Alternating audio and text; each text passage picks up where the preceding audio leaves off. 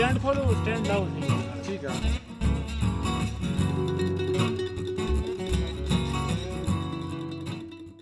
2018 में मैंने फेसबुक पर एक वीडियो देखी फ़नी, तो मेरे दिल में एक ख़्याल आया कि इससे बेहतर वीडियोस मैं कर सकता हूँ।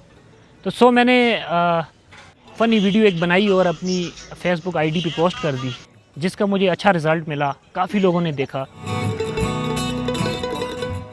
मैंने सोचा कि कुछ ऐसी फ़नी वीडियो करूं जिसका कोई मकसद हो, जिसका कोई फ़ायदा मिले लोगों को। दिमाग से एक आइडिया निकाला कि क्यों ना मैं अपने इन मसाइल को फ़नी वीडियो में पेश करूं लोगों के आगे, जिससे लोग एंटरटेन भी होंगे। सिर्फ आसाना ही काम नहीं है, उसके साथ उनको मकसद भी मिले। तो मैंने हर वीडियो में एक मकसद देना शुरू कर दिया कि ये वीडियो इस मकसद के लिए है। जो हमारे इलाके में छोटी छोटी खामियाँ होती हैं, हर जगह पे होती हैं, उन खामियों के लिए। इनको मैं इसलिए बनाई कि एक तो लोगों को आसानी से समझ आ जाए और दूसरा हमारी इनको ज़ुबान प्रमोट हो।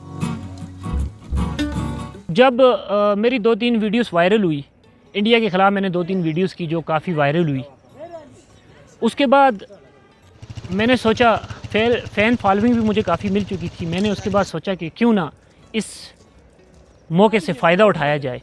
तो मैंने जो अपने इलाके के गरीब यतीम बेसहारा लोग थे, उनको सपोर्ट करने का फ़ैसला किया और अपनी एक टीम बनाई, मुन्ना शाह, जिस टीम में कुछ फ़ीमेल्स ऐड की और कुछ मेल ऐड्स किए।